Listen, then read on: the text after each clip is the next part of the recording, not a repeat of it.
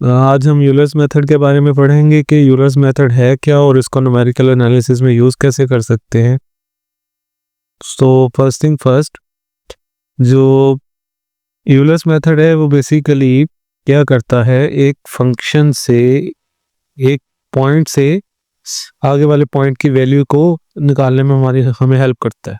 ठीक है, तो होगा कैसे कि आपके पास एक फंक्शन की डिफरेंशियल इक्वेशन गिवन होगी, सपोज इस फॉर्म की है वो, और आपने क्या करना है, इस फंक्शन को सॉल्व करना है सच दैट कि आपको फंक्शन की value at some point x is equal to let's suppose 1 और 2 और समथिंग, आपको उसकी वैल्यू चाहिए, तो वो आप सॉल्व करना चाहते हैं। तो हम कहेंगे कि यूलर्स मेथड एक ऐसी टेक्निक है जिससे हम ऑर्डिनरी डिफरेंशियल इक्वेशन को सॉल्व कर सकते हैं। अब सारी ऑर्डिनरी डिफरेंशियल इक्वेशन इससे सॉल्व हो सकती हैं कि नहीं हो सकती, किस तरह की इक्वेशंस इससे सॉल्व हो सकती है, वो सारा हम डिटेल्स में इसके साथ इसमें स्टडी करेंगे इस लेक्चर में। तो मूव ऑन करते हैं। वो कहता है suppose we know the value of the derivative of a function at every point and we know the value of a function at one point. अब इसका मतलब क्या है, ये कोई रिक्विजिट कंडीशन है यूलर्स मेथड के लगने की। जब वो कहता ये है कि यूलर्स मेथड में आपका जो फंक्शन है वो फंक्शन का डेरिवेटिव है, वो हर पॉइंट पे आपको पता होना चाहिए। इसका मतलब ये है कि फंक्शन का डेरिवेटिव जो है आपका वो कंटिन्यूस होना चाहिए। फंक्शन का डेरिवेटिव क्या होना चाहिए? कंटिन्यूस होना चाहिए, उसमें डिसकंटिन्यूटी कहीं पे एग्जिस्ट नहीं करनी चाहिए। अब इसी तरह वो आगे कहता है कि फंक्शन की वैल्यू आपको एट वन पॉइंट यानी इनिशियल कंडीशन आपको पता होनी चाहिए। अब थ्रू आउट दिस लेक्चर एक एग्जांपल लेके चलेंगे साथ साथ। एग्जांपल आपकी क्या है? वो कहता है कि y dash is equal to x। हम इसको सोल्व करना चाहते हैं और हम क्या करना चाहते हैं, हमें एक इनिशियल कंडीशन पता है कि जब y की वैल्यू आपकी x की वैल्यू क्या हो, लेट्स से 1 हो, तो आपकी y की वैल्यू क्या आएगी? हाँ, ये आपकी इनिशियल कंडीशन है जो आपको गिवन है। अब ये मैंने कैसे सॉल्व किया है, वो मैंने इस तरह सॉल्व किया है कि ये आपके पास डेरिवेटिव गिवन है आपको जो y डैश, आप इसको इंटीग्रेट कर लें, ये बन जाएगा y और दूसरी साइड पे आ जाएगा x स्क्वायर बाय 2। अब उसमें मैंने 1 पुट कर लिया तो मुझे पता चल गया 0.5 वैल्यू आनी है, एक इनिशियल कंडीशन। बट होगा क्या कि आपको यूलर्स मेथड लगाने के लिए जो इनिशियल कंडीशन होगी ये ऑलरेडी गिवन होगी, आपको दी जाएगी कि ये आपकी फॉर एग्जांपल इनिशियल कंडीशन है जो आपको नॉन है, ये डिफरेंशियल इक्वेशन है जो आप सॉल्व करना चाहते हैं। अब आपने इसको हर पॉइंट के लिए सॉल्व नहीं करना, आपने एक particular point let's suppose x is equal to 3 के लिए इसको सॉल्व करना है और उसकी वैल्यू को कैलकुलेट करना है। ठीक है, तो दो कंडीशंस हैं यूलर्स मेथड लगाने की। पहली कि फंक्शन का डेरिवेटिव हर पॉइंट पे एग्जिस्ट करना चाहिए, उसकी वैल्यू पता होनी चाहिए, मींस के फंक्शन का डेरिवेटिव कंटिन्यूस होना चाहिए। सेकंड कि आपको फंक्शन की वैल्यू यानी y की value at some point of x पता होनी चाहिए। ठीक है, अब यूलर्स मेथड का कोर है आपका लीनियरिटी, लोकल लीनियरिटी, आपकी जो अप्रोक्सीमेशन है वो बेसिकली यूलर्स मेथड की कोर है। अब उसने क्या कहा है कि we can build an approximate graph of the function using local linearity to approximate over and over again. अब वो कहना क्या चाहता है? वो कहता है कि लोकल लीनियरिटी कंडीशन को, अप्रोक्सीमेशन को यूज करते हुए हम क्या कर सकते हैं, एक पॉइंट से आगे वाला पॉइंट जनरेट कर सकते हैं। उससे क्या होगा कि आपको ये वाला जो पॉइंट है उससे आपको ये वाला पॉइंट मिल जाएगा और इस वाले पॉइंट से आपको ये वाला पॉइंट मिल जाएगा, इस वाले पॉइंट को आपको ये वाला पॉइंट मिल जाएगा। अब आपने क्या करना है, इस प्रोसेस को आइटरेट करते रहना है अनलेस के अंटिल कि आपके पास पूरे का पूरा फंक्शन दोबारा से जनरेट नहीं हो जाता, यानी ये वाला पॉइंट आ जाए, ये वाला आ जाए, ये वाला आ जाए, ये वाला आ जाए और लास्ट पे ये वाला पॉइंट भी आपके पास आ जाए, तो आपके पास सारे फंक्शन बन जाएगा। यानी अब अगर आप ओवरऑल हर पॉइंट पे इस फंक्शन को ड्रा करना चाहते हैं तो आप बेसिकली इनफिनिट पॉइंट्स के लिए इसको आइटरेट करवाएंगे, ठीक है, देन आपके पास एग्जैक्ट सॉल्यूशन आ सकता है। लेकिन इनफिनिट पॉइंट क्योंकि हम पॉसिबल नहीं आइटरेट करवाना, तो हम क्या करते हैं, अप्रोक्सीमेट कर लेते हैं फंक्शन को कि इस तरह का दिखेगा। So it's not the exact solution but N approximate solution, ठीक है। मूविंग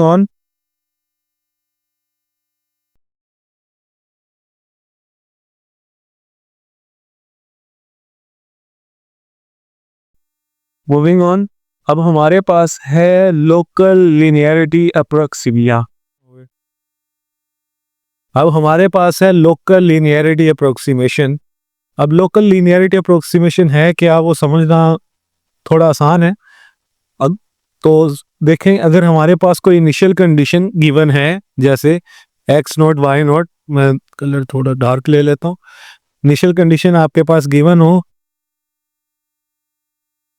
जैसे एक्स नोट वाई नोट, यानी एक्स नोट जब वैल्यू फंक्शन में ऐड करेंगे, यानी वाई सच दैट फंक्शन की आपकी वैल्यू कौन सी है, x is equal to x naught, then आपके फंक्शन का आंसर क्या आता है, वाई नॉट। तो ये कंडीशन आपको गिवन है इनिशियली, और ये वो वाला पॉइंट है आपका। अब आपने क्या करना है, इस पॉइंट के बेसिस पे ये वाला पॉइंट जो आपका है इसको निकालना, फाइंड आउट करना चाहते हैं आप। अब निकालेंगे कैसे, बेसिकली आपका जो डेरिवेटिव है उसको आप, जो फंक्शन होगा उसकी जो स्लोप होगी वो आपका डेरिवेटिव कहलाएगा, राइट। तो हम इस डेरिवेटिव को यूज करते हुए फंक्शन की नेक्स्ट वाली वैल्यू को डिफाइन करेंगे। अब होगा क्या, आपका पॉइंट ये है, let's suppose x naught y naught, और दूसरे वाला पॉइंट है एक्स वन वाई वन। अब आपका एक्स नॉट वाले पॉइंट से एक्स की तरफ जो डिस्टेंस है, this one, that is delta x, और वाई की तरफ जो डिस्टेंस है दैट इज डेल्टा वाई।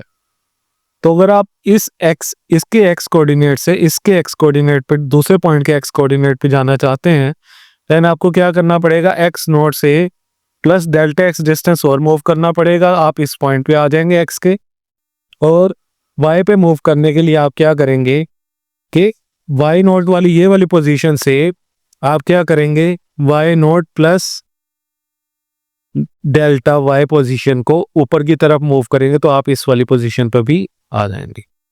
तो आपका नया वाला कोऑर्डिनेट क्या बन जाएगा, इस तरह कि x naught plus delta x और y naught plus delta y, ये वाला पार्ट।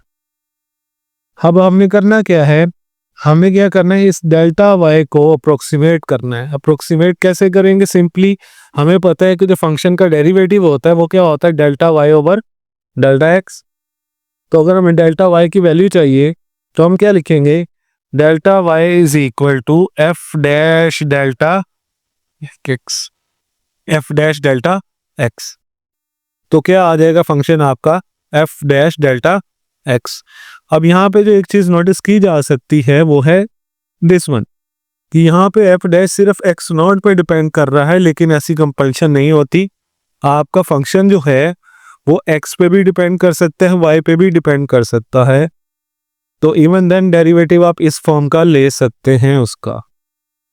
बट होगा क्या कि अगर x के साथ डेरिवेटिव लेंगे तो आपका y वहां पे कंसीडर होगा कि ये कांस्टेंट है। अगर y कांस्टेंट होगा देन ये ऑर्डिनरी डिफरेंशियल इक्वेशन बन सकती है, ठीक है। अगर y आपका कांस्टेंट नहीं है x के रिस्पेक्ट से, तो यानी x भी आपका y का फंक्शन होगा, देन ये आपकी ऑर्डिनरी डिफरेंशियल इक्वेशन नहीं रहेगी, ये देन बन जाएगी पार्शियल डिफरेंशियल इक्वेशन, और उस पे आप यूलर्स फॉर्मूला नहीं लगा सकते, ठीक है।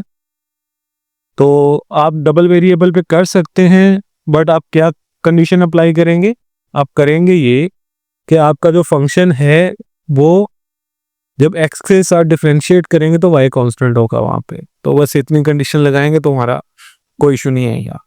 अब हमने क्या किया, x1 y1 को क्या किया, अप्रोक्सीमेट कर लिया इस फॉर्म में कि x नोट से जो आगे वाला x नोट आएगा, यानी जब आप क्या करें, x नोट से मूव करें x पे यानी x1 पे, तो होगा क्या बेसिकली x नॉट में डेल्टा x ऐड हो जाएगा। अब y नॉट से मूव करें y1 पे, देन y नॉट से प्लस प्लस हो जाएगा डेल्टा y, या दूसरे एक्सप्रेशन में क्या हो जाएगा y नॉट प्लस ये वाली term f dash delta x not delta x। तो ये इक्वेशन बन जाएंगी।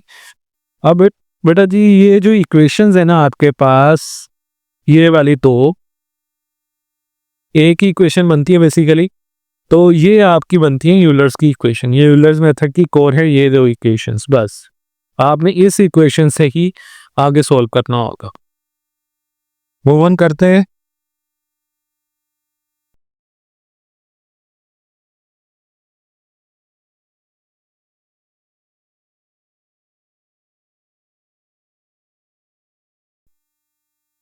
अब आपने क्या करना है, इम्प्लीमेंट करना है यूलर्स फंक्शन को, यूलर्स मेथड को बेसिकली।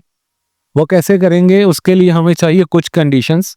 अब कंडीशंस क्या हैं और कंडीशंस को अप्लाई कैसे करना है, यूज कैसे करना है, उसे हम डिस्कस करते हैं। अब सबसे पहले जो आपको कंडीशन नंबर 1 है, that is you need a differential equation of the form y dash some expression of t and y। ये x एंड y भी बन सकता है, लेकिन बेसिकली वो कहना क्या चाहता है कि जो भी y डैश के राइट हैंड साइड पे इक्वेशन होगी उसमें मैक्सिमम 2 वेरिएबल आ सकते हैं।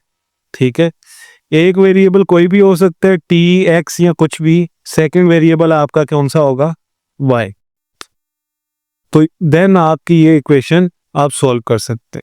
2 वेरिएबल आप सिंगल वेरिएबल भी बना सकते हैं, जैसे y dash is equal to x है, जिसमें यहाँ पे कोई y की टर्म नहीं आती, आप देन उसको भी सॉल्व कर सकते हैं। तो मैक्सिमम 2 वेरिएबल्स कर सकते हैं राइट हैंड साइड पे, लेकिन दूसरा वेरिएबल आपका फिर कौन सा बनेगा, y, और पहला वेरिएबल आप जो सा मर्जी रख सकते हैं, तो सॉल्व हो सकता है। तो सेकंड पॉइंट पे आपको ये कहता है, मुझे ये साफ कर लेने दे। ओके, सेकंड पॉइंट पे बेटा आपको ये बता रहा है कि and at a point t naught y naught that lies on the graph of the solution y is equal to f of t। अब उसने कहा है कि कोई फंक्शन है y जो कि बेसिकली फंक्शन है किसका, t वेरिएबल का। तो आप इसको इस तरह भी कंसीडर कर सकते हैं, लेकिन अब जो आगे वाली कैलकुलेशन हम पूरी करेंगे वो करेंगे किसमें, t वेरिएबल की। तो कह रहा है कि y एक फंक्शन है t का, और आपको उसकी इनिशियल कंडीशन में एक वैल्यू पता है कि जब t नॉट की वैल्यू हम फंक्शन में इंसर्ट करेंगे t नॉट की, देन हमें जो आंसर मिलेगा ये बेसिकली क्या है, किसकी वैल्यू होगी, y नॉट की। तो हमारे पास एक पॉइंट गिवन है t नॉट y नॉट, एक इनिशियल कंडीशन गिवन होनी चाहिए, और फंक्शन जो डिफरेंशियल इक्वेशन है उसकी जिस तरह की फॉर्म मैंने आपको बताई थी उस फॉर्म की होनी चाहिए वो, यानी मैक्सिमम 2 वेरिएबल्स और यहाँ फिर 1 वेरिएबल, उससे ज्यादा वेरिएबल्स नहीं आ सकते राइट हैंड साइड पे। अब आगे कहते हैं finally you need a fix step size. अब ये इंपॉर्टेंट फैक्टर आता है इसमें यूलर्स मेथड में कि स्टेप साइज क्या चीज है और इसको यूज कैसे करते हैं।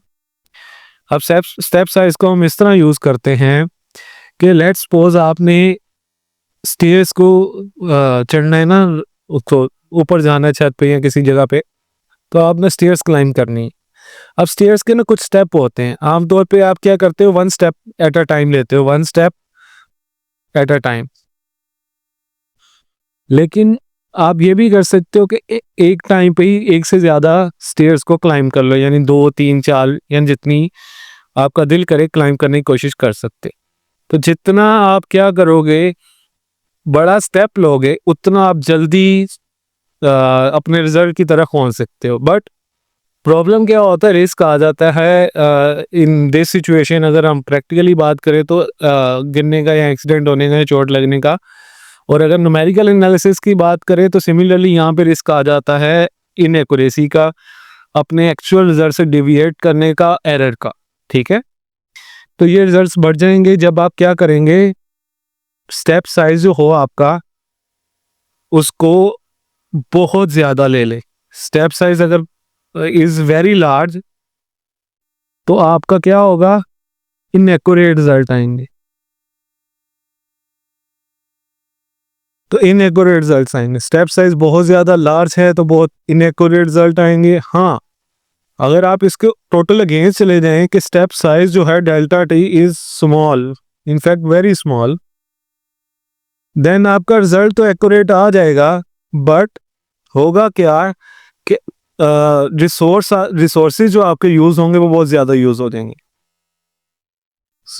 विल बी यूज्ड मोर। ठीक है।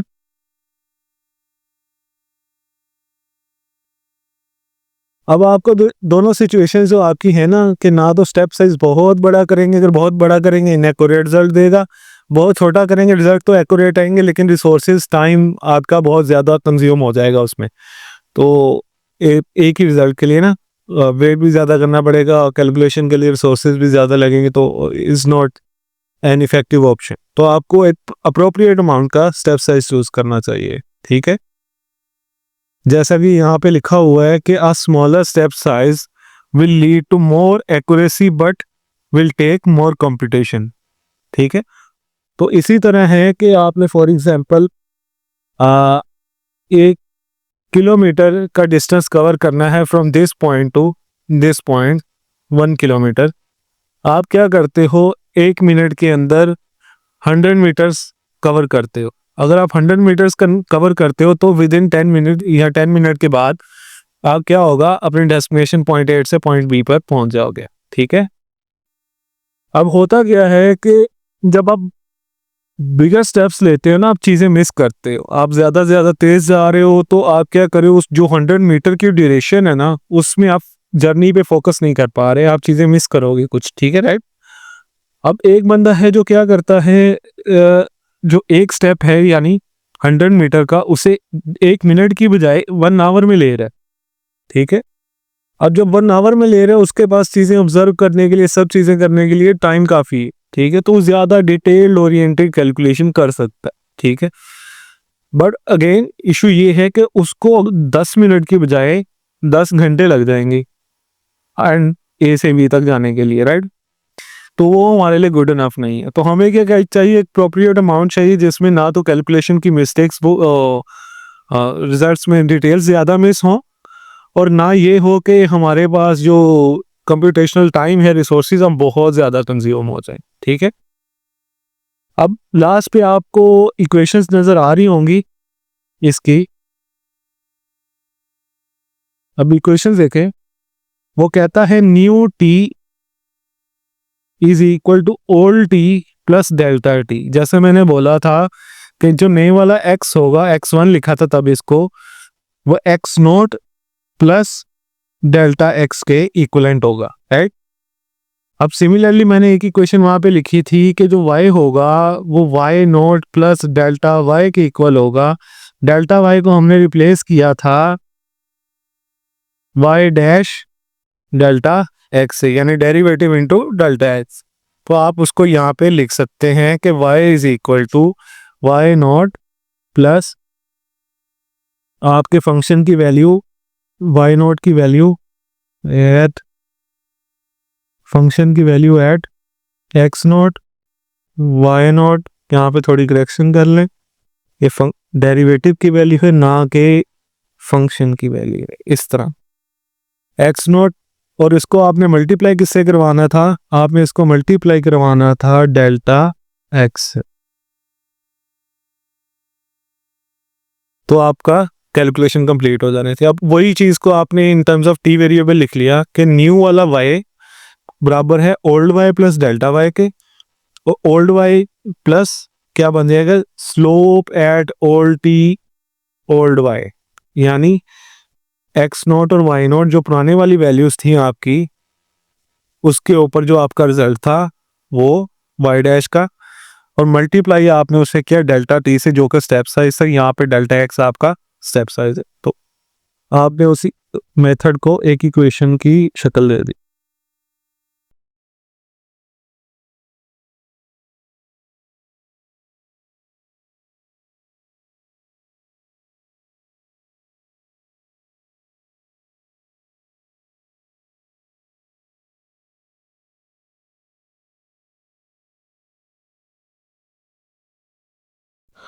अच्छा, अब क्या करते हैं, एक क्वेश्चन को सॉल्व करने की कोशिश करते हैं बाय यूजिंग यूलर्स मेथड। ठीक है, अब होगा क्या, हमने एक छोटा सा टेबल बना लिया है जिसमें हमने क्या किया, इक्वेशन जो हम सॉल्व करना चाहते हैं that is y dash is equal to t sine y। अब आपने दो चीजें मैंने आपको बोली थी कि यूलर्स मेथड की कंडीशन है, सबसे पहले कि जो राइट हैंड साइड पे है वो मैक्सिमम 2 वेरिएबल्स आ सकते हैं, तो यहाँ पे t वेरिएबल है और y वेरिएबल है, तो कंडीशन सेटिस्फाई हो जाती है यहाँ पे। ठीक है, दूसरी मैंने आपको बोला था आपको एक इनिशियल कंडीशन गिवन होनी चाहिए, यहाँ पे हमें इनिशियल कंडीशन गिवन है कि जब t की वैल्यू आपने 1 ली, यानी t नोट आपका 1 था, तो वहाँ पे y नोट आपका 1 आया, तो इनिशियल कंडीशन भी आपको गिवन है। अब उसके बाद उसने आपको दे दिया है स्टेप साइज, उसने कहा है कि आपने डेल्टा t लेना है 0.1 का। अब डेल्टा t 0.1 का फर्क की मतलब क्या है, लेट्स सपोज आप 1 से मूव करना चाहते हैं 2 पे, अब आप डायरेक्टली 1 से 2 पे मूव नहीं कर पाएंगे, आपको पहले क्या करना पड़ेगा, 1 से मूव करेंगे 1.1 पे, वहां से 1.2 पे, वहां से 1.3 पे, वहां से 1.4 पे, यू गेट द आइडिया। तो इस तरह आपको फिर आहिस्ता आहिस्ता 2 पे जाना पड़ेगा। हर पॉइंट के आगे वाला पॉइंट पीछे वाले पॉइंट से 0.1 छोटा होगा या बड़ा होगा, जो जिस पर्सपेक्टिव से आप देख रहे हैं उसके हिसाब से पे। अब टेबल में क्या किया गया है, हमने क्या बोला है कि हम पॉइंट को 1 से 1.2 तक लेके गए, हम जहाँ तक मर्जी लेके जा सकते हैं, हमारी चॉइस है। अब ये है कि सिर्फ कैलकुलेशन दिखाने के लिए मैं ये कर रहा हूँ, तो इतनी ज़्यादा डिटेल नहीं है। आपका ओल्ड टी क्या है 1 और ओल्ड वाई क्या है 1, यानी एक्स टी नोट और वाई नोट की वैल्यू क्या है 1 1। अब आपने क्या करना है, वाई डैश की वैल्यू कैलकुलेट करनी है by using old t and old y, यानी ये जो इक्वेशन है आपकी y dash is equal to t sine y, इसमें आपने पुट करना है 1 1, यानी y डैश में आपने पुट करना है 1 1, तो ये बन जाएगा 1 साइन 1, तो उसकी वैल्यू बेटा आपके पास आ गई 0.8414। अब उसी तरह अब आपने क्या करना है, डेल्टा y की वैल्यू कैलकुलेट करनी है, तो वो बनती है y dash into delta t। तो डेल्टा t की वैल्यू है आपके पास 0.1, उसको आपने मल्टीप्लाई करवा दिया 0.414 से, तो आंसर आ गया 0.08414। अब ये आ गया डेल्टा वाई की वैल्यू। अब न्यू टी की वैल्यू क्या बनेगी, old t plus delta T. Old T आपका क्या था 1, डेल्टा टी आपका क्या है 0.1, दोनों को ऐड किया आंसर आ गया 1.1। अब आपको न्यू वाई भी चाहिए, अब न्यू वाई में क्या करेंगे, आपका पुराना वाई था 1, अब न्यू वाई आप कैसे निकालेंगे, पुराने y में ऐड करेंगे डेल्टा y। पुराना y था 1, डेल्टा y है आपका 0.0818414, तो आपका आंसर यहाँ पे आ गया 1.08414। अब राउंड ऑफ कर दिए सब सारी फिगर्स को 3 डेसिमल प्लेसेस तक, तो ऊपर वाला आंसर आ जाता है, बट एक्चुअल आंसर इसका ये बनेगा विदाउट राउंडिंग ऑफ। अब नेक्स्ट स्टेप क्या होगा, ये वेरी वेरी इंपॉर्टेंट है इसमें, वो है आइट्रेशन। 3 स्टेप्स हैं। सबसे पहले है इनिशियल गैस या इनिशियल कंडीशंस, जो हमारे पास ये थी। उसके बाद है कैलकुलेशन, कैलकुलेशन करके ये वाली 2 वैल्यूज निकालना। और थर्ड स्टेप आएगा बेटा इसमें आइट्रेशन, कि जो न्यू टी की वैल्यू थी वो ओल्ड टी की वैल्यू बना दे, न्यू वाई की जो वैल्यू थी वो ओल्ड वाई की वैल्यू को बना दे। अब जब आप ये बना देंगे तो होगा क्या कि आपकी न्यू कैलकुलेशन चल जाएगी। ठीक है, जैसे अब आपने इन 2 वैल्यूज को यूज करके ये और ये सारी वैल्यूज कैलकुलेट की, अगेन आपने क्या किया, न्यू टी को ओल्ड टी बना दिया और न्यू वाई को पुराना वाई बना दिया, और आपने जारी रखा इसको। अब क्या होगा कि ये चीजें, तो अगर तो ये इस तरह करते रहेंगे तो ये स्टॉप कब होगा। अब स्टॉपिंग कंडीशन इसकी सुन, अब स्टॉपिंग कंडीशन इसकी कुछ यूं है कि क्वेश्चन में हमें गिवन होगा, अच्छा क्वेश्चन में हमें गिवन होगा कि आपने y डैश की वैल्यू फाइंड करनी है, let's suppose that t is equal to 3 पे। तो आपने तब तक कैलकुलेशन जारी रखनी है जब तक कि t नॉट की वैल्यू 3 नहीं बन जाती। जैसे ही 3 बन गई आप स्टॉप कर सकते हैं, लेकिन जब तक 3 नहीं बनती आपको कैलकुलेशन कंटिन्यू करनी पड़ेगी। जैसे यहाँ पे वैल्यू 1 थी, उसके बाद आ गया 1.1, उसके बाद आ गया 1.2, इसके बाद आएगा 1.3, उसके बाद 1.4, और इस ये आपने करते रहना जब तक कि टी नॉट की वैल्यू आपकी क्या ना हो जाए, 3 ना हो जाए। तो इस तरह आपकी जो आखिर वाली लाइन बनेगी, जिस तरह यहाँ पे ये है, तो आखिर वाली लाइन पे आखिर वाला जो ये वाला नंबर बनेगा, ये इस चीज का आंसर होगा। बेसिकली ये आपने y डैश की वैल्यू नहीं, y की वैल्यू कैलकुलेट करनी थी, तो करेक्शन कर ले। खैर, तो जो आखिर वाली लाइन पे आखिर वाला नंबर होगा, ये बनेगा y की value at t is equal to 3।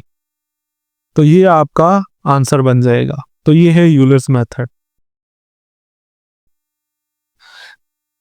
Okay, सो एक प्रैक्टिस प्रॉब्लम करते हैं, उसको देन प्रोग्रामिकली सॉल्व करेंगे, क्योंकि कंप्यूटेशनल फिजिक्स में हम न्यूमेरिकल एनालिसिस को देखना चाह रहे हैं कि किस तरह इंप्लीमेंट किया जा सकता है।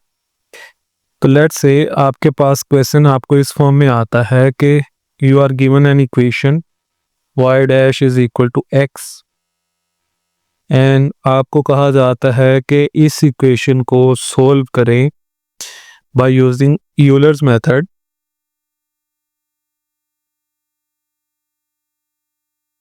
अब यूलर्स मेथड है तो जाहिर सी बात है आपको एक इनिशियल कंडीशन इसकी नॉन होनी चाहिए। इनिशियल कंडीशन आपको क्या कहती है कि इनिशियल कंडीशन कहती है गिवन दैट आपको पॉइंट गिवन है x की वैल्यू जब आप 1 लेते हैं तो y की वैल्यू आपकी 0.5 आती है। मींस जब आप x की वैल्यू 1 लेंगे तो y की वैल्यू 0.5 आएगी। ये इनिशियल कंडीशन है जो आपको गिवन है, और ये इक्वेशन है जो आपको गिवन है।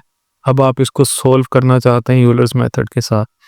प्रॉब्लम ये है कि अब आपने क्या करना है, आपको क्वेश्चन में वैल्यू चाहिए, राइट, कि y की वैल्यू एट सम पॉइंट जो कि हमसे पूछी गई है। लेट्स से वो हमसे पूछ रहे हैं कि आप वैल्यू बता दें x इज इक्वल टू 3 के ऊपर y की वैल्यू क्या होगी। अब अगर हम इसकी सिंपल इंटीग्रेशन करते हैं, that is dy by d x is equal to x, तो इंटीग्रेशन करने के बाद हमारे पास आ जाएगा कुछ इस फॉर्म की एक्सप्रेशन। इंटीग्रेशन पूरी कंप्लीट सॉल्व कर लें तो आंसर आ जाएगा आपके पास y is equal to x square by 2। अब प्लस सी भी आएगा क्योंकि कांस्टेंट है, वो लिमिट्स के बगैर इंटीग्रेशन है, इनडेफिनेट इंटीग्रेशन, तो ये आंसर आ जाएगा। अब इसमें अगर आप 1 पुट करेंगे x की जगह तो आंसर आएगा हाफ प्लस सी आता, लेकिन सी को अभी 0 करके इग्नोर कर देते हैं। तो अगर आप y की जगह पुट करें 3x की जगह 3 पुट करें, और ये आपने x की जगह क्या पुट किया था 1, तो आंसर क्या आएगा 9/2 यानी 4.5। ये आपने सोल्व करना है कि आंसर क्या आएगा, ये आपको चाहिए। और इसके अलावा आपसे क्या है, आपको एक स्टेप साइज चाहिए कि डेल्टा x की वैल्यू कितनी है। अब आमतौर पे क्वेश्चन में आपको गिवन होता है कि डेल्टा x की वैल्यू कितनी है। अब डेल्टा x की वैल्यू कितनी है ये आपको गिवन होता है, लेकिन आप खुद से भी एक अप्रोप्रिएट वैल्यू ले सकते हैं। लेट्स सपोज आपने क्या जाना है, 1 से 2 तक जाना है, तो 1 से आपने जाना है 3 तक। आपकी इनिशियल कंडीशन कौन सी थी, x इज इक्वल टू 1 चाहिए। एक मिनट, इनिशियल कंडीशन थी 1 और आपने जाना कहाँ पे, 3 पे, तो आपको कितना इंटरसेप्ट लेना चाहिए। अब for the sake of this computation मैं इंटरसेप्ट लूंगा ओनली 0.1। अगर आपने खुद से टेबल बना के मैनुअली हाथ से सॉल्व करना हो, यू कैन चूज लाइक 0.5, तो आपकी 4-5 रीडिंग्स में आंसर आ जाएगा। यानी आप क्या करेंगे, 1 से 1.5, 1.5 से 2.0, 2.0 से 2.5 एंड 2.5 से 3.0। तो विद इन 1, 2, 3 एंड 4 आइट्रेशंस आप क्या करेंगे, अपनी एक्चुअल रीडिंग पे पहुंच जाएंगे। लेकिन अगर 0.1 का डिफरेंस लेते हैं तो ऑलमोस्ट 20 आइट्रेशंस आपको करनी पड़ेंगी। तो let's move on to the programming part of this method. Okay, so जो प्रोग्रामिंग करवाई जाती है आपको ऑन यूनिवर्सिटी लेवल, उसमें मोस्टली आपको सी प्लस प्लस करवाई जाती है। तो हम जो यूलर्स मेथड का प्रोग्राम है वो भी सी प्लस प्लस लैंग्वेज में लिखने की कोशिश करेंगे। आप इनको और लैंग्वेजेस में भी लिख सकते हो, थ्योरी सेम रहेगी, बट लॉजिक वगैरह सेम है, सेंटेंस चेंज होगा। तो सी प्लस प्लस में करने की कोशिश करते हैं। तो let's start with this compiler which I found online. तो first of all what you are gonna do is include a library. तो लाइब्रेरी कौन सी इंक्लूड करनी है हमने? हैश इंक्लूड, ये कीवर्ड होता है hash, then you write the word include और एंगल ब्रैकेट्स लगाते हैं। अब इसके अंदर आप जिस लाइब्रेरी का नेम लिखेंगे वो लाइब्रेरी आपके प्रोग्राम का पार्ट बन जाएगी। जो मोस्ट बेसिक लाइब्रेरी है जिसकी आपको हमेशा ज़रूरत पड़ती है वो है iostream.h। अब जो .h है वो जो पुराने वर्जन्स हैं उनमें रिक्वायर्ड होता था, नए वाले में नहीं है। I don't know which versions this is using, so will try and see where things go. तो iostream जो लाइब्रेरी है वो आपको ये बताएगी कि स्क्रीन पे, प्रोग्राम को ये बताएगी कि स्क्रीन पे आउटपुट डिस्प्ले कैसे करनी है, यूज़र से इनपुट रिसीव कैसे करनी है। Second library which is not really required है, लेकिन आपको हो सकता है ट्रिग्नोमेट्रिक फंक्शन आए सॉल्व करने के लिए, जैसे वहाँ पे था t sin y, तो उस तरह के प्रोग्राम्स में आपको एक और लाइब्रेरी चाहिए होती है, हैश इंक्लूड math.h।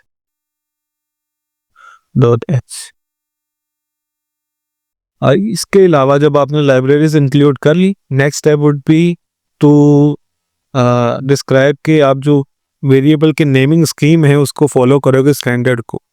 तो आप वो कैसे करते हैं? आप कहते हैं यूजिंग नेम स्पेस std, यानी स्टैंडर्ड नेम स्पेस आप यूज़ करेंगे। कौन से वेरिएबल के जो रूल्स हैं आपके, कि स्पेशल कैरेक्टर यूज़ होंगे नहीं होंगे, आप स्पेस डाल सकते हैं वेरिएबल के नेम में कि नहीं यूज़ कर सकते, उस तरह के जो सारे रूल्स हैं आपने उसको बोला है कि this program will follow that. अब इसके बाद आपके पास कुछ अप्रोचेज आ जाती हैं इसको हैंडल करने के लिए, लेकिन जो मोस्ट बेसिक अप्रोच है वो है आपके पास इसको बाय यूजिंग फंक्शंस सॉल्व करना। तो हम क्या करेंगे, सबसे पहले एक फंक्शन डिफाइन करेंगे, फ्लोटिंग फंक्शन होगा। फ्लोटिंग का मतलब क्या, कि ये जो फंक्शन है ये डेसिमल पॉइंट वाली वैल्यूज से डील करेगा।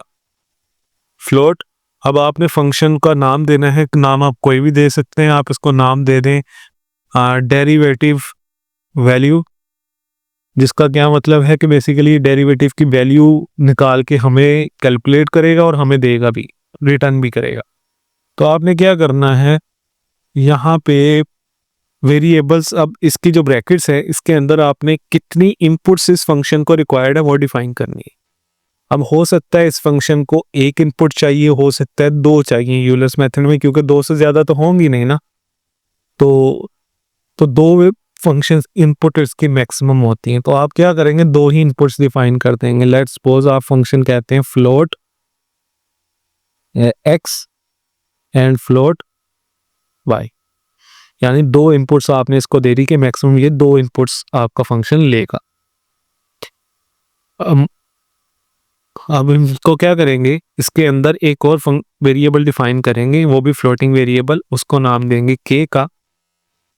अब जो के है वो करेगा क्या, अब आपके हमारे पास जो फंक्शन गिवन था हमें, वो था y dash is equal to x.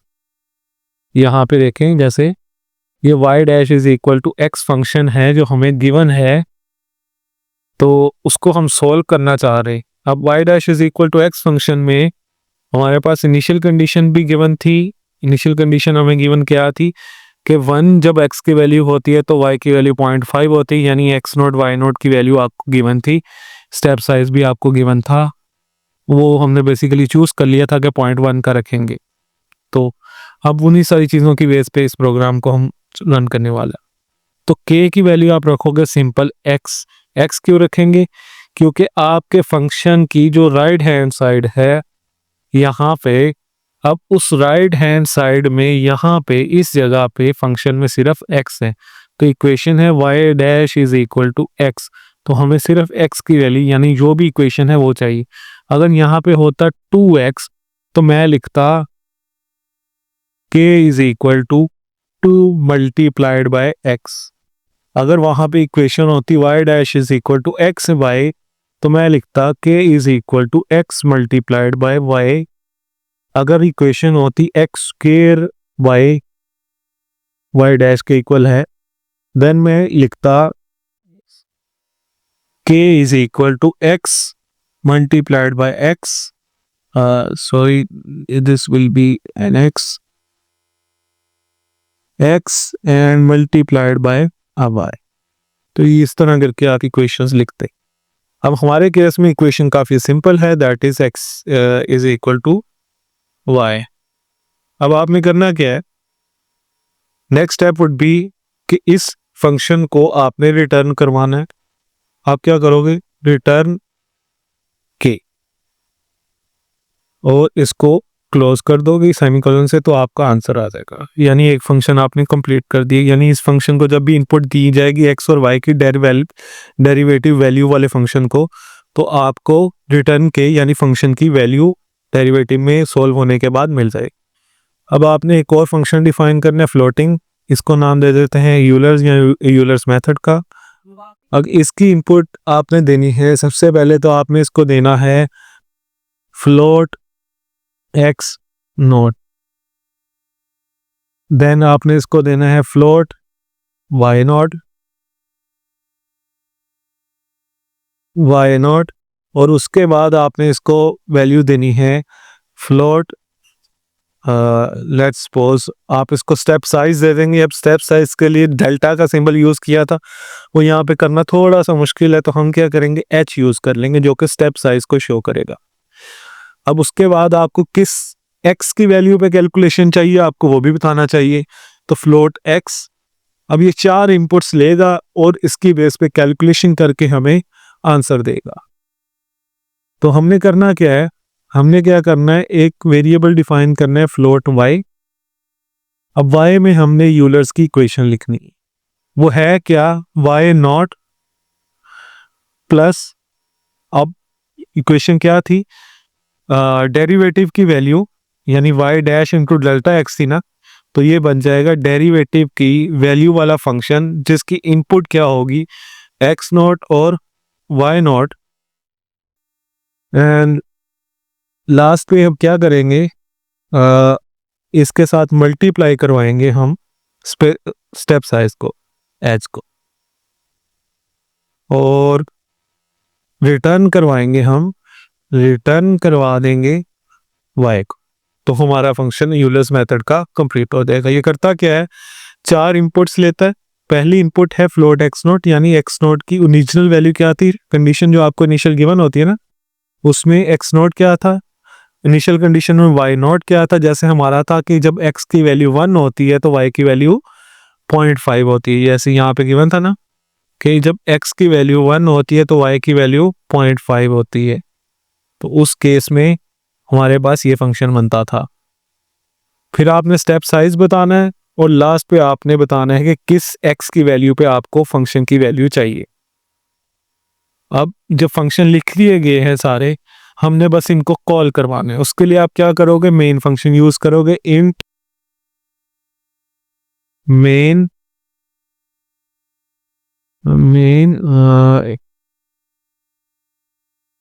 ये एक मिनट, इंट मेन,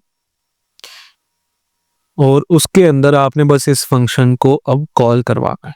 ठीक है, अब कॉल कैसे करवाएंगे फंक्शन को, आप सिंपली कॉल इस तरह करवाएंगे, आप कहेंगे यूलर, फंक्शन बुला लिया है ना, तो बल्कि इसके अंदर आपने रिटर्न तो वाई करवा दिया है, लेकिन इसको आउटपुट में ले लें तो आई थिंक ज़्यादा बेहतर है। आप इसको इस तरह ले लें, कैलकुलेशन के बाद आप सी आउट स्टेटमेंट यूज़ करें, उसका मतलब है स्क्रीन पे आउटपुट शो करवाएं, एंगल ब्रैकेट्स इन्वर्टेड कॉमास। अब इसके अंदर मैसेज होगा, इसके अंदर आप लिखें y इज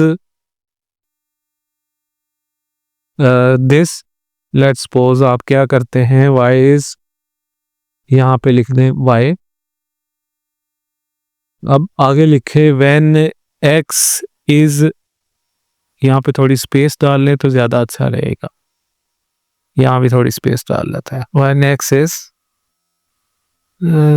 यहाँ पे रहने देते हैं, व्हेन x इज x के इक्वल, ठीक है, x नॉट के इक्वल, x नॉट के equal, and then of course हम इसको लाइन को एंड करेंगे और नेक्स्ट लाइन पे मूव करेंगे। अब होगा क्या कि ये कॉल करने से पहले इसमें थोड़ी सी चीज़ें हैं, इंक्रीमेंटेशन नहीं हुई और डिस्प्ले नहीं हुआ। अब डिस्प्ले होना तो हमने शुरू करवा दिया है, अब डिस्प्ले होने के बावजूद इंक्रीमेंटेशन नहीं हुई। इंक्रीमेंटेशन कैसे होगी? हम कहेंगे कि जो x है वो बेसिकली x नॉट जो है आपका, वो पुराने वाला x नॉट प्लस उसमें स्टेप साइज y ऐड करना, तो इंक्रीमेंटेशन हो जाएगी y में। यानी जो x नॉट की वैल्यू होगी वो हर बार अपडेट होगी, हर बार अपडेट होने के बाद उसमें एक स्टेप साइज का इंक्रीमेंट होगा। जैसे आपकी पहले वाली x की वैल्यू 1 है, नेक्स्ट वाली 1.1 होगी, फिर 1.2 होगी, फिर 1.3 एंड सो ऑन। इसी तरह आपकी जो y की पुराने वाली वैल्यू है उसको रिप्लेस कर दें नए वाली वैल्यू से, ठीक है। तो इस तरह ये आपकी वैल्यूज इंक्रीमेंट करेंगी। लेकिन अभी भी ये फंक्शन आइटरेट नहीं कर पाएगा क्योंकि आपने एक लूप यूज नहीं की। अब लूप यूज करना यहाँ पे बहुत सिंपल होगा। आप क्या करोगे, लूप इस तरह यूज करोगे कि आप एक वाइल वर्ड यूज करोगे, उसके साथ एक कंडीशन लिखोगे कि जब तक x नॉट की वैल्यू लेस देन और इक्वल टू x ना हो जाए ये प्रोग्राम चलता रहे। इतनी चीजें उसके अंदर चलती रहे। ये जब तक x नॉट की वैल्यू, यानी x नॉट की ओरिजिनल वैल्यू लेट्स सपोज 1 थी और x की वैल्यू जहां पे हमें चाहिए वो 3 है, जब तक कि x नॉट की वैल्यू 3 को अप्रोच ना कर जाए आप ये सारा प्रोग्राम चलाते हैं। प्रोग्राम करता क्या है, y को डिफाइन करता है, y की वैल्यू को कैलकुलेट करता है बाय यूजिंग यूलर्स इक्वेशन, उसको डिस्प्ले करवाता है, इंक्रीमेंट करवाता है x नॉट को और y नॉट को, y नॉट की वैल्यू को चेंज कर देता है, राइट। तो अगेन प्रोग्राम दोबारा चलता है, वह चलता रहेगा जब तक कि कंडीशन ब्रेक ना हो जाए। अब हमें यहाँ पे यूलर में इसको कॉल करना है। हमारा प्रोग्राम कहता है कि ओरिजिनल वैल्यू x की 1 है होती है तो y की वैल्यू आपकी क्या होती है, 0.5 होती है, दैट इज 0.5, और स्टेप साइज आपका हमने 0.1 का रखा, 0.1 का, और लास्ट पे हमें जब x की वैल्यू 3 हो जाए तो प्रोग्राम को स्टॉप कर। अब इसको रन करके देखते हैं, बल्कि रन करने से पहले आपको रिटर्न 0 करना पड़ेगा ताकि जो इंट वाला प्रोग्राम, मेन वाला प्रोग्राम है आपका, वो भी क्लोज हो सके। इसको रन करते हैं और देखते हैं कि प्रोग्राम हमारा सही चला है या नहीं। ओके, तो उन्होंने बोला है कि कंपाइलेशन टर्मिनेटेड क्योंकि उनको लाइब्रेरी iostream.h नहीं मिल पाई। तो आप इसको h को टर्मिनेट कर दें और यहाँ भी टर्मिनेट कर दें, डिलीट कर दें और रन करके देखें। अच्छा, उन्होंने कहा है कि यहाँ पे नोट फाउंड, math.h करके देखते हैं, डॉट, यहाँ पे अभी मैथ क्योंकि हमें चाहिए भी नहीं तो हम इसको रिमूव भी कर सकते हैं, बट h करके देखते हैं। ओके, सो लाइब्रेरीज अब करेक्टली हो गई हैं, तो यहाँ पे इशू है। अब उसने बोला क्या है, warning no return statement in the function, ठीक है। तो आपने फंक्शन जो डिफाइन किया ये वाला, इसमें आपने रिटर्न नहीं किया, तो आपने क्या करना है, इसको रिटर्न भी करवाना है, फंक्शन को कोई वैल्यू देनी है, ठीक है। आप इसे रिटर्न करवा दो 0, क्योंकि वो हमें शो नहीं होगा, डिस्प्ले भी नहीं होगा, तो उसकी ज़रूरत नहीं है। बस इस फंक्शन को क्लोज करवाने के लिए वो ज़रूरी है, क्योंकि फंक्शन स्टार्ट हुआ तो फंक्शन किसी वैल्यू को एंड भी होना चाहिए। Okay, oh sure. अब यहाँ पे एरर हो गया लिखने में, जो x नॉट है वो बेसिकली x और स्मॉल o है, मैंने यहाँ पे 0 लिख लिया है। इसको o कर दें एंड रन करें। अच्छा, अब हुआ क्या है कि उसने कहा है y is 0.6 when x is 1। ठीक है, जब उसने कैलकुलेट किया है इस सारी यूलर्स फॉर्मूले को यूज करके, तो उसने आंसर निकाला है 0.6। हमारा आता था कितना, 0.1। अब हो क्या रहा है, एक जो मेन इशू इसमें मैं ऑब्जर्व कर रहा हूँ वो ये है कि प्रोग्राम आइटरेट नहीं कर रहा। प्रोग्राम की वैल्यू की जो इंक्रीमेंटेशन है वो नहीं हो रही, और इंक्रीमेंटेशन होने के बाद वो वापस जो कंडीशन है ये वाली एक्स वाई लूप वाली, ये रन नहीं हो पा रही यहाँ पे। तो इसको हम देखेंगे, डिबग करेंगे कि इसको हम किस तरह क्लोज कर सकते हैं। अब यहाँ पे फंक्शन आ गया आपका ये, ओके। अगर हम इस फंक्शन को फ्लोट को यहाँ से उठा के, एक मिनट,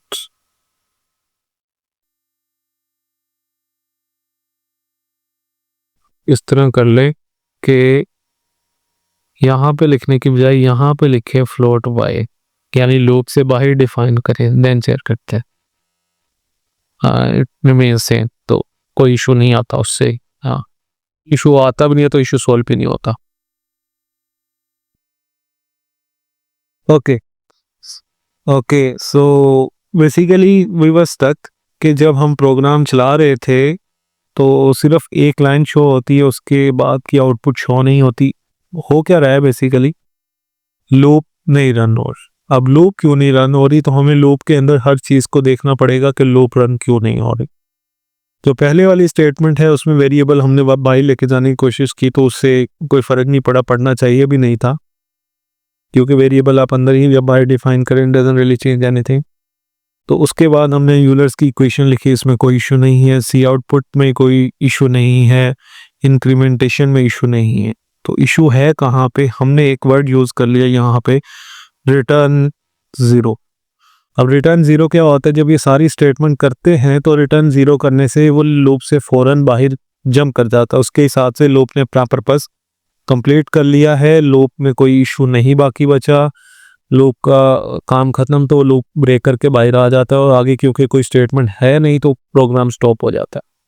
तो ये लूप रन करने के लिए, प्रोग्राम सही से यूज करने के लिए हमें क्या करना पड़ेगा, बस इस स्टेटमेंट को खत्म करना पड़ेगा। उसको रन करके देखते हैं।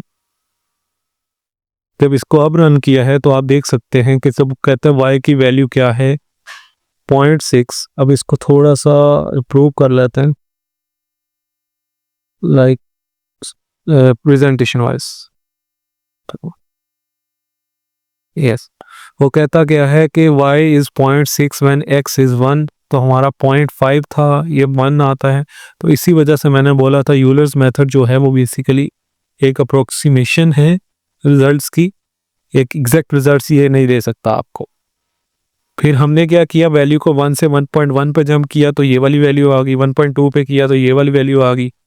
इसी तरह हम करते गए जंप, और सारी आइटरेशंस के बाद अब जब हम 3 पे गए तो वैल्यू क्या आई, 4.7। जब हमने सोल्व किया था खुद तो वैल्यू कितनी आई थी, वैल्यू आपके पास आई थी 4.5। जब वैल्यू 4.5 आई आपके पास तो ये एनालिटिकल वैल्यू है और एग्जैक्ट वैल्यू है 4.5, जबकि न्यूमेरिकल एनालिसिस के थ्रू यूलर्स मेथड से जो वैल्यू आई है आपके पास दैट इज 4.7। तो आपके पास आखिर पे वैल्यू आ गई 4.7। इट इज क्लोज इनफ कि ये रिजल्ट्स एक्सेप्टेबल हैं।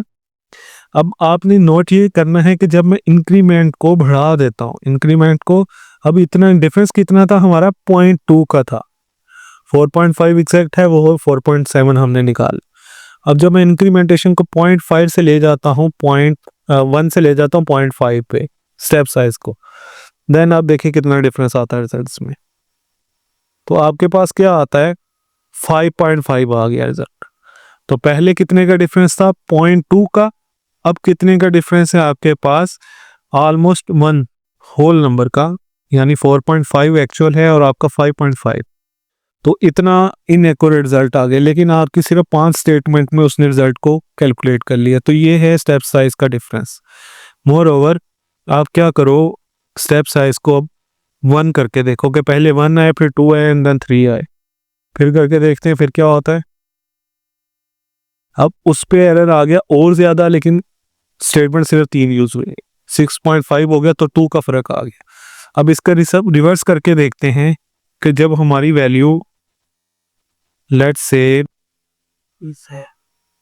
0.001 है, यानी 1000th फ्रैक्शन है उसकी 1 की, तो अब करके देखते हैं। अब इसमें कंप्यूटेशन में देखेंगे टाइम थोड़ा ज़्यादा लगा, लेकिन कैलकुलेशन हो गई है काफ़ी आसानी से। तो हमने 3 तक जाने के लिए देखा, ये 2 ओके। तो उसमें क्या हुआ है, उसने कहा है मैक्स बफर लेंथ एक्सीडेड। तो जो इसके रिसोर्सेज हैं ऑनलाइन कंपाइलर के, वो रन आउट हो गए हैं, तो उसने इतनी बड़ी कैलकुलेशन की नहीं है, तो वो 2.104 तक जा सका है। तो हम क्या करते हैं, 1000 पे नहीं लेके जाते, इसको 100 पे लेके जाते हैं, तो तब आई थिंक ये रन हो जाएगा। करके देखते हैं। तो 3 पे वैल्यू आ गई आपके पास 4.52, ठीक है। तो 4.52 is very very near to 4.5। तो डिफरेंस जहाँ पे 0.2 का था वो अब चला गया है 0.02 का, ठीक है। 100th यानी सेकंड डेसिमल प्लेस में आपका डिफरेंस चला गया, ठीक है। तो this is the whole effect of step size. Euler's method से आप एक्यूरेट आंसर कैसे निकाल सकते हैं। होपफुली आपको समझ आई हो, कोई भी क्वेश्चन हो तो आप पूछ सकते हैं। Thank you.